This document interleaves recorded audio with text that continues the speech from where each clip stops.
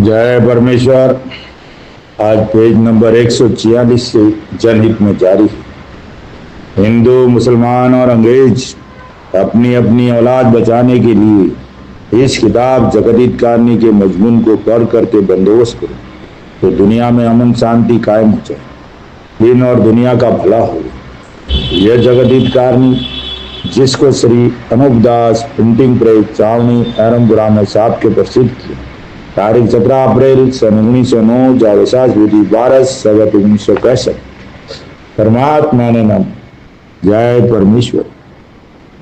हजार हजार शुक्र उस ज्योति स्वरूप निरंजन निराकार का है कि जिसने जमीन व आसमान को बनाया और तमाम सृष्टि को पैदा किया, परंतु उसकी कारीगरी का भेद किसी पर जाहिर नहीं हुआ कि क्या भेद है। फिर मेरी जबान से ईश्वर परमात्मा की तारीफ अदा नहीं हो सकती।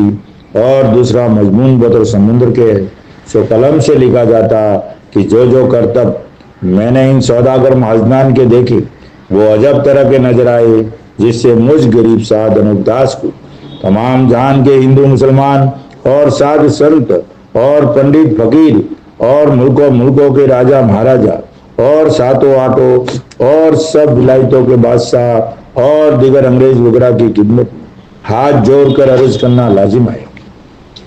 दोस्तों, अनूपदास जी महाराज पूरे विश्व के हिंदू, मुसलमान, अंग्रेज और सातों आठों विलायतों के बादशाह, राजा, बादशाह सभी को साधु संत पंडित फकीर जोगी जति सबको हाथ जोड़ के अर्ज कर रहे कि आज दुनिया में जो बुरा हो रहा है और कैसे भला होगा, और जो भी रोग बीमारी होती है, जो भी भूकंप आता है, जो भी किसी भी प्रकार का जो दुख हो रहा है, उसके जिम्मेदार हिंदुस्तान के सौदागर बनिए बेईमान लंका के ढेर। और जब तक उनका खात्मा नहीं होगा, जब तक राक्षसी पाप नहीं मिटेगा, और इनकी राक्षसी पाप करने की फैक्ट्री जिसको दुनिया स्वर्ग नरक कहती है, मुसलमान भाई जन्नत कहते हैं, दो जग कहते हैं, और अंग्रेज लोग हेवन हेल्स कहते हैं, वो हिंदुस्तान के सौदागर बनियों के पाप करने की जगह है। सो ये खास बात वैज्ञानिक लोगों के लिए है कि विज्ञान वालों को इसकी तरफ शोध करनी चाहिए और इसका खास ख्याल करके उसका पता लगाना चाहिए। वो पूरे विश्व की कोने कोने की बात करता है, लेकिन ये इतनी बड़ी जनसंख्या वाली जो पाप करने की जगह है, जो 84 लाख कुंडियों पे पाप करते हैं, जिसको दुनिया स्वर्ग बोलती है, उसकी पता क्यों नहीं? वो जमीन के ऊपर ही है, कोई समुद्र के टापू के ऊपर ही है। तो उसकी जल्दी से जल्दी वैज्ञानिकों को इसकी शोध करनी चाहिए। उनके हाथ जोड़ के अनूपदास जी महाराज आपको भी अर्ज कर रहे हैं कि जो भी इस काम में लगे हैं, कुदरत के फायदे के लिए लगे हैं, कुदरत के बचाने में लगे हैं, पर्यावरण को बचाने में लगे हैं और जमीन माता को बचाने में लगे, उनका सबका फर्ज बनता है। तो अनूपदास जी महाराज आप सबको सबूत के तौर पर किताब जगदीत कारनी पेश कर रहे हैं। इस किताब के माध्यम से आपको पता लगेगा, तो इस तरफ थोड़ा ध्यान देना चाहिए। और मैं आज ये किताब पेज नंबर 146 से जनहित में जारी है, आज पढ़ रहा हूं। ख्याल करना भाइयों कि धन तो सभी विलायतों में था, फिर बनिए तुम अंग्रेजों को किस तरह से भूखे मरते हुए बयान करते। ये अंग्रेजों से अनूपदास जी महाराज सवाल करें क्या भूखे मरते हुए बयान करते हैं। इससे मुझ गरीब साध अनूपदास की हाथ जोड़ के अर्ज है कि जब कुल विलायतों में धन था तो तुम्हारी विलायत का धन कहाँ गया, जिसकी तलाश करो। आज ये हिंदुस्तान में जब राज करने को आए तो धन के लिए आए थे। तो महाराज कहते धन तो सभी विलायतों में था, यहाँ तुम क्या लेने को आए हो? अरे धन तो सभी विलायतों में था, तो अपनी विलायत का भी धन की तलाश करो। धन तो तुम्हारी विलायत का धन, जब कुल विलायतों में धन था तो तुम्हारी विलायत का धन कहाँ गया, जिसकी तलाश करो। सो जिसके हाल से मैं आप लोगों को वाकिफ करता हूँ, उस धन के बारे में और उसका जो बुरा हाल हुआ उसके बारे में अनूपदास जी महाराज अंग्रेजों को वाकिफ करते कि मैं वाकिफ करता हूँ कि किसने तुम्हारी विलायत के धन के ऊपर जादू किया है, जिसे तुम्हारी विलायत में तुम्हारा कदीमी धन नहीं रहा, जिसकी तलाश तुम अंग्रेज लोग मेरे कहने से करो। क्या बोलते महाराज? अंग्रेज लोग मेरे कहने से करो। क्योंकि पहले जमाने में तो सब विलायतों के अंदर चांदी सोने की खाने थी, जिससे धन का टोटा नहीं था, क्योंकि चांदी सोना खानों में से खोद खोद के निकलवाती थी और उनके बर्तन वगैरह बनवा लेते थे, और जो जो काम जरूरत के होते तो उस सोने चांदी का रुपया और मोहरे तैयार करा करा के खर्चे में लाते थे। परंतु जब से कि ये बनिए जमीन माता के नाम का पाप कराते हैं, जब से साल बसाल काल वगैरह डालते, यानी दुष्काल गिरा देते, बारिश नहीं होने देते, कई प्रकार की दुविधा पैदा कर देते, सो ये बनिए काल डाल डाल के टूटा हुआ धन दुनिया का अपने काबू में करते जाते हैं, जिसे जमीन माता के शरीर में जो चांदी सोने की खाने थी वो जादू से गला दी। खानों को भी इन लोगों ने जादू से गला दिया, उसको जमीन माता के चर्बी कहना चाहिए। हम जो आज के जमाने के लोग चांदी सोने की खाने बोलते वो चर्बी थी। तो इस हिंदुस्तान के सौदागर बनियों ने काल पड़ा के काल पड़ाना यानी जमीन के ऊपर सूखा, सूखा यानी दुष्काल, दुष्काल रहेगा तो सब लोग अपना धन दौलत जो बर्तन वगैरह है सब गिरवी रख रख के खाने पीने का गुजारा करेंगे।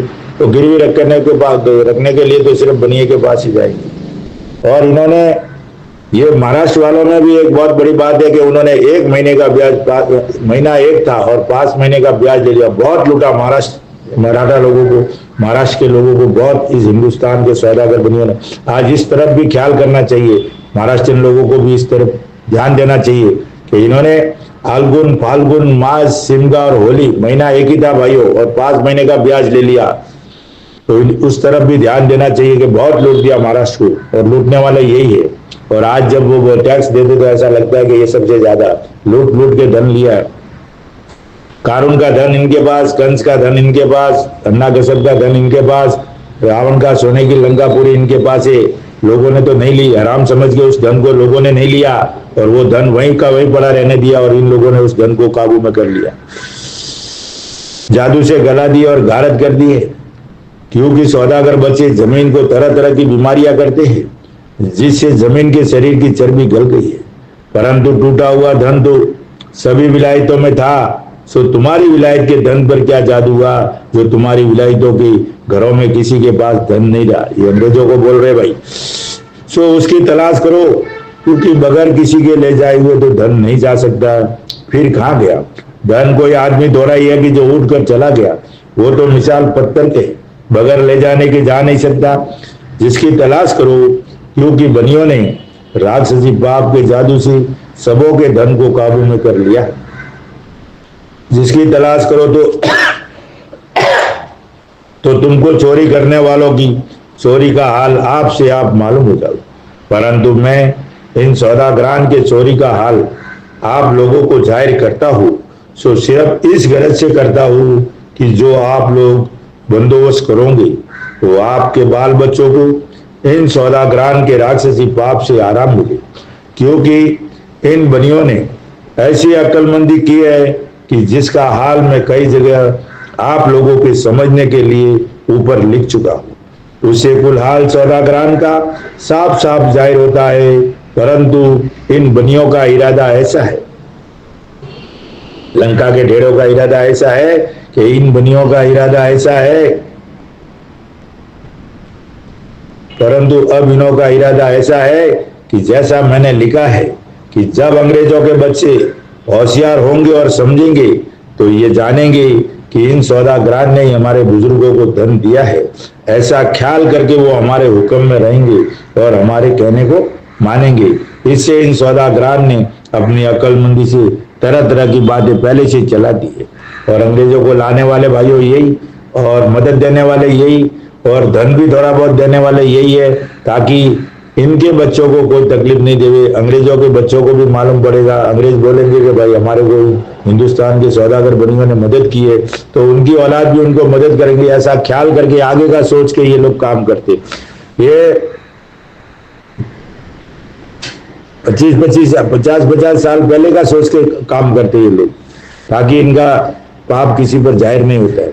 पहले से चला दिए, चाहे धन देवे चाहे धन नहीं देवे, परंतु अपनी औलाद के भले के वास्ते ऐसी ऐसी बातें पहले से चला दी है। और शायद धन दिया नहीं दिया, लेकिन बातें ऐसी पहले से चला देते हैं कि आगे वाली पीढ़ी ऐसा ही समझती है कि हमारे मददगार थे हिंदुस्तान के सौदागर बनी।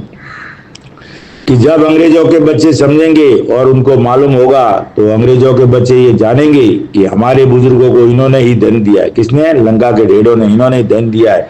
जब हमारे पास हुआ है, जिससे हमारे बुजुर्ग इन बनियों का हुक्म उठाते हैं। तो अब हमको भी इनका हुक्म उठाना वाजिब है। अब भाइयों, ये लोग बनिए लोग बोल रहे हैं कि अनूपदास जी अंग्रेजों से मिला हुआ था, और अंग्रेजों से मिला हुआ तो ये बनिए लोग, और इन्होंने मिले रहे और धन पूरा साइड में कर दिया और बदनामी अंग्रेजों के ऊपर। अंग्रेजों को लाने वाले हिंदुस्तान में सौदागर बनिए बेईमान लंका के ढेर, और उनको मदद करने वाले सौदागर बनिए बेईमान लंका के ढेर। ये किताब उसका सबूत है। और बदनामी अनूपदास जी महाराज के ऊपर देते कि ये अंग्रेजों से मिले हुए थे, कैसी बदनामी दुनिया में कर रहे, लेकिन ये किताब नहीं पढ़ते भाइयों, इसके लिए बदनामी दे रहे नहीं थी। इनकी हैसियत है कि इन किताब के आगे बोलने की, लंका के ढेरों की। और बुजुर्ग इन बनियों का हुक्म उठाते हैं। अब हमको भी इनका हुक्म उठाना वाजिब है। इससे इन्होंने पहले से मतलब की बातें चला दी है। देखो भाई, कैसी कैसी बातें चला दी है। और अंग्रेजों से मिले हुए थे, ये खुद है साले जालिम लोग, काफिर लोग। बातें चला दी कि जो हमारी बातों को सुनेंगे और उनके ऊपर चलेंगे तो हमारे ऊपर किसी तरह का नुकसान नहीं आएगा, परंतु इन बनियों की अक्लमंदी के ऊपर अंग्रेजों के बच्चे भी गौर नहीं करते। ये कैसी अक्लमंदी बनियों ने की है, और उनके ऊपर अंग्रेजों के बच्चे भी गौर नहीं करते और अपने मुल्क की तलाश नहीं करते कि हमारी विलायत में टूटा हुआ धन था वो कहाँ गया। आज अंग्रेज इधर आने के बाद ये नहीं सोचते कि हमारी मुल्क में जो धन था, जो खाने थी, अभी हिंदुस्तान में है तो उधर भी ऐसी की ऐसी होगी, फिर वो धन कहाँ गया उसका तो तलाश ही नहीं करते। खाली हिंदुस्तान में ही सोचते कि कैसा क्या करने का, कैसे क्या धन मिलेगा। लेकिन भाइयों, एक बात आपको बता दूं कि अंग्रेज कंगाल आया और कंगाल गया। अंग्रेज खाली 6 आने लेके गया है, और 6 आने भी यहाँ खर्च किया है। सरकारी मुझे मुलाजिम से लेकर मुंशी से लेकर उसका पगार देने में, खर्च करने में गया। अंग्रेजों ने एक पैसा भी नहीं लेके गए। उस अंग्रेजों की आड़ में हिंदुस्तान के सौदागर बनिए, जहाजों में लाद लाद के भर भर के उन्होंने धन गायब कर दिया। ये हिंदुस्तान की जनता को दिखने में नहीं आया भाई। ये इसका किताब जगत ज्ञानी सबूत है, महाराज साध अनूपदास महाराज जी की किताब जगत ज्ञानी। इसलिए इस बात को गहराई से समझो। अंग्रेज तो कंगाल आया था, कंगाल गया। अंग्रेजों के पहले मक्का वालों को लाए, और उनको भी लाने वाले हिंदुस्तान के सौदागर बनिए ही थे।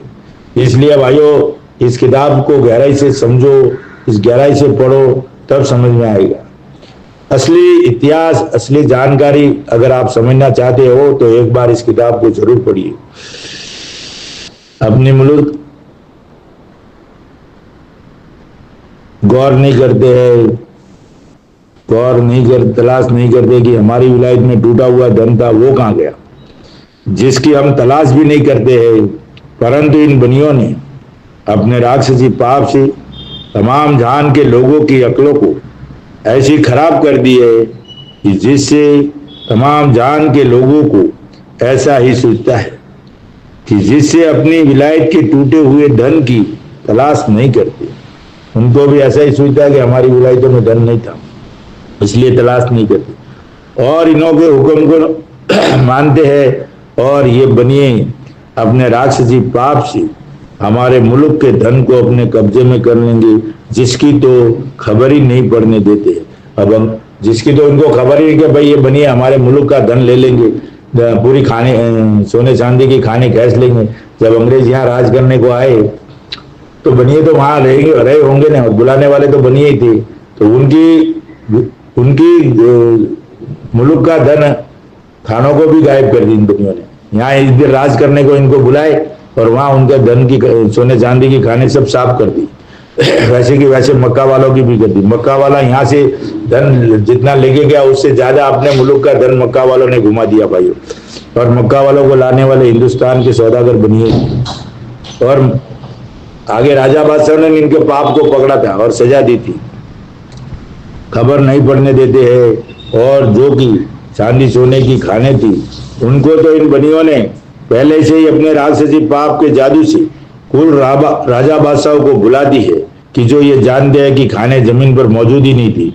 और चांदी सोने की खानों का तो पहले से ही और कई पीढ़ियों के पहले राजा बादशाह को भुला दिया कि खाने जमीन पर मौजूद ही नहीं थी, ऐसा करके भुला दिया उनको। खाने गायब हो गई है, अभी माल नहीं निकलता है, जो भी ऐसा ख्याल करके तो मौजूद ही नहीं थी, जमीन पर मौजूद ही नहीं थी। तो ये भाइयों, तुमको इन सौदागरान ने अपने राक्षसी पाप के जादू से भुला रखा है, क्योंकि जमीन माता को इन बनियों ने अपने राक्षसी पाप से बीमार कर दिया, जिससे खाने चांदी सोने की गल गई। जब आदमी बीमार होता है तो उसके शरीर की चर्बी गल जाती है, वैसे का वैसे जमीन माता का भी शरीर है। और ये भी दुबली हो गई है, आज की तारीख में ये कोमा में चली गई है और बहुत बुरी तरह से जी रही है, और जिंदा जीव है जमीन माता। अलावा इसके इसी तरह से इन बनियों ने संसार के आदमियों को और चौपाइन और पंकेरुअन को अपने राक्षसी पाप से बीमार डाल के कम उम्र में मार देते हैं, बीमार डाल के कम उम्र में मार देते हैं भाइयों। और कम उम्र में मारने से इनका यह मतलब है कि संसार जलद थोड़ा रह जावे, दुनिया में जानवर आदमी वगैरह जो भी है संसार कम हो जावे, कम हो जावे। तो इनका यह है कि हमारी औलाद ज्यादा रह जावे तो हम फिर अपना राज करें। उनका मतलब ऐसा है कि जितना जल्दी संसार कम होगा, जानवर पशु पक्षी कम होंगे, तो हमारी औलाद ज्यादा होगी तो हम दुनिया पे राज करेंगे। तो इनकी मंशा ये है। धन तो काबू में कर लिया है, अब इनको पूरी दुनिया के ऊपर राज करने की हविस लगी हुई है, और इनकी मंशा ये है कि जितना जल्दी हो सके उतना राज करें। तो जितनी ये किताब दुनिया में ज्यादा चलेगी उतना ये तूफान मचाएंगे। ये किताब को समझने नहीं देंगे, ये पढ़ने नहीं देंगे, दुनिया को परेशान करके रखेंगे ताकि दुनिया का उस तरफ ध्यान नहीं जाए। तो भाइयों, मेरा एक ही कहना है कि एक बार ध्यान लगा के सोच समझ के एक बार को अपने अपने घर में ये किताब पढ़ो, तब आपको मालूम पड़ेगा दुनिया में भला कैसे होगा और बुरा कैसे हो रहा है।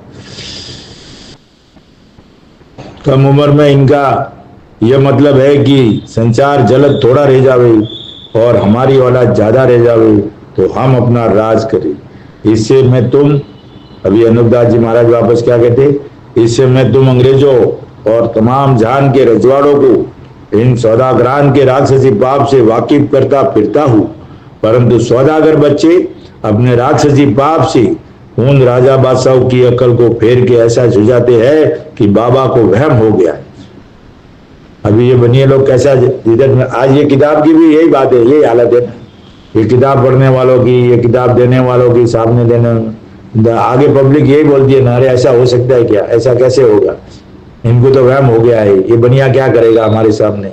अरे ये बनिया पूरी दुनिया के ऊपर राज करने आगे आगे लाख पीढ़ी से, रावण के जमाने रावण को मरवाने वाला बनिया भाई, सिखाने वाला बनिया है। जरा सोचो ये क्या नहीं कर सकता। ये पूरी दुनिया का आज भी हिंदुस्तान में तो इनके नमक पड़ रहा है। रावण को मरवाने वाला और पाप सिखाने वाला ये बनिया है, ये क्या नहीं कर सकता है। जो राक्षसी पाप करता है वो कुछ भी कर सकता है, सूरज चांद को भी नीचे उतार सकता है, क्या नहीं कर सकता है। तो अनूपदास जी महाराज कहते हैं कि राजा रजवाड़ों को और इसे मैं तुम अंग्रेजों और तमाम जान के रजवाड़ों को इन सौदागरान के राक्षसी पाप से वाकिफ करता हूँ, खबर देता हूँ, परंतु सौदागर बच्चे अपने राक्षसी पाप से उन राजा बादशाहों की अकल को फेर के ऐसा सुझाते। अनूपदास जी महाराज जाने के पहले उनकी बुद्धि भ्रष्ट कर देते हैं कि बाबा को वहम हो गया है। खैर उस वहम के कहने का अपने दिल में कुछ ख्याल न करके और रंज नहीं लाके दुनिया का भला होने के लिए हाथा जोड़ी करके समझाता फिरता हूँ, तो वो समझने वाले लोग मुझको धक्के देते हैं। वहम हो गया है, खैर उस वहम के कहने का अपने दिल में कुछ ख्याल न करके और रंज नहीं लाके ऐसा जुझा के बाबा को वहम हो गया। यानी अनूपदास जी महाराज को बुरी तरह से ऐसा पागल जैसा सुझाते कि वहम हो गया, ये हो गया। खैर उस वहम के कहने का अपने दिल में कुछ ख्याल ना करके और रंज नहीं लाके दुनिया का भला होने के लिए हाथा जोड़ी करके समझाता फिरता हूँ, तो वो समझने वाले लोग मुझको धक्के देते हैं और कई बुरा भला कहते हैं। फिर मैं उन शक्तियों को सह करके पिछली हालातों को कि जो रावण, अन्नाकुश ने और कंस ने और कारून बादशाह ने इन सौदागरान की तरह से कापरी पाप चलाया था, कि शनिश्चर जी ने और नरसिंह जी ने और कृष्ण जी ने और गुरु नानक ने तमाम जान के बच्चे बसने के लिए, तमाम जान के बसने के लिए इन चारों शख्सों की चोरी को जाहिर करके दफे कराया या नहीं कराया। तो नहीं कराया तो वो कहो। जब तो इन बातों को सुन के सब अपनी अपनी जबान से ये कहने को लग जाते हैं कि हाँ इन शख्सों ने तो चलाया था। दुनिया को ये भी मालूम है अनुपदास जी महाराज कहते मुझे धक्के देते और कई बुरा भला कहते हैं, फिर मैं उन शक्तियों को सह करके पिछली हालातों को, कि जो रावण अन्ना को, उस जमाने की बात भी अनुपदास जी महाराज आपको बता रहे और दुनिया को कह रही कि भाई उस बात को तो तुम मानते हो कि हाँ वो तो करते थे, ऐसा किया था, उसका सब पूरा ब्यौरा देते हो। तमाम जान के बचने के लिए जिन शख्सों की चोरी को जाहिर करके दफे कराया है या नहीं कराया, जो नहीं कराया है तो वो कहो। जब तो इन बातों को सुन के सब अपनी अपनी जबान से ये कहने को लग जाते हैं कि हाँ इन शख्सों ने तो चलाया था। सो ये बात सच है, ऐसा दुनिया के लोग कबूल करते थे और ये बात बताते थे ना, रावण कंस की हवाला देते थे ना, तो बोलते हाँ ये बात तो सच। तो फिर महाराज कहते हैं तो अब इसी तरह से ये सौदाग्रान भी करते होंगे, जिससे हम लोगों की अकल ऐसी खराब हो रही है कि जो परमात्मा की भक्ति करते हैं तो एकाएक तबीयत भक्ति करने से डाबाडोल हो जाती है। सो ये सबब बेशक सौदाग्राम के राजसी पाप का है कि जो हम लोग इनके पापों को परमेश्वर की कुदरत जानते थे।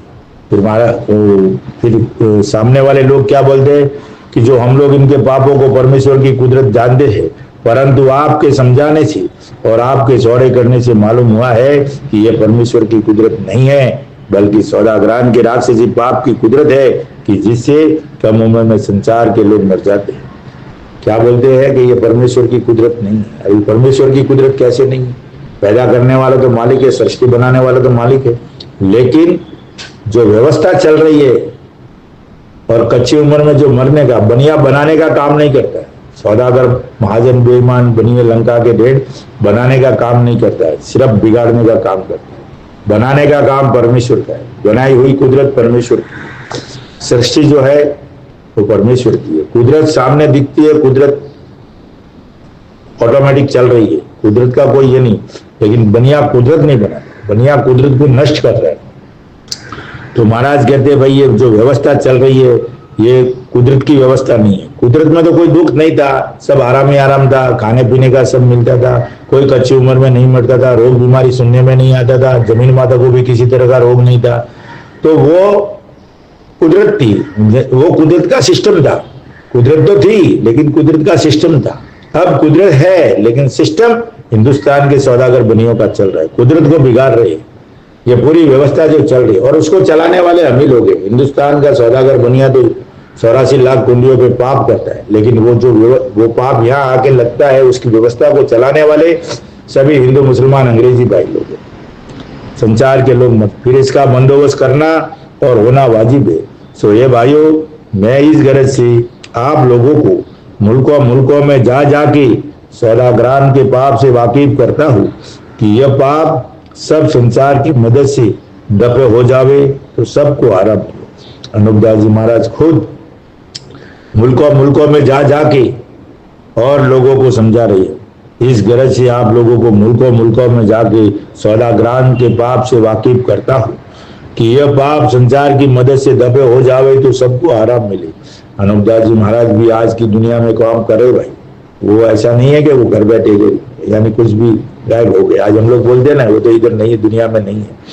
जब अनुपदास जी नहीं रहेंगे तो ये किताब भी कुछ काम की नहीं रहेगी, इतना ख्याल कर लेना।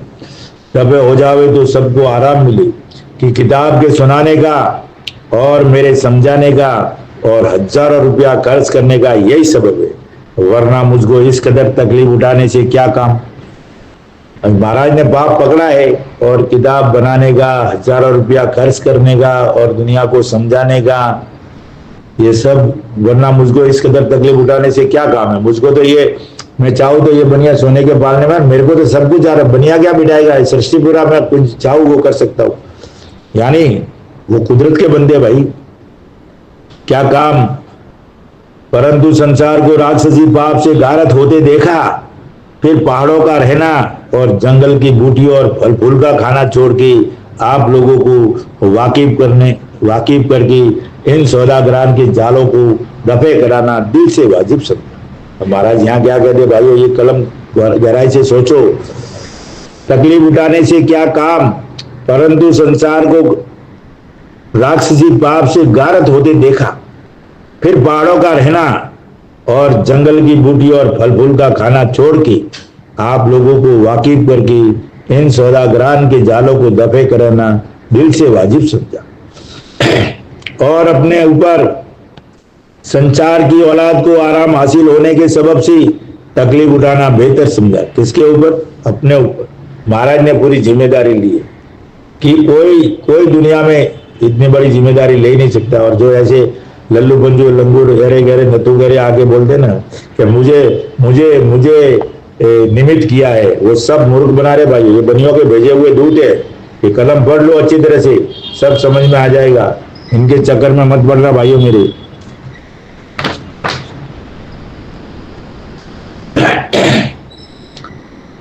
दिल से वाजिब समझा और अपने ऊपर संसार की औलाद को आराम हासिल होने के सबब से तकलीफ उठाना बेहतर समझा।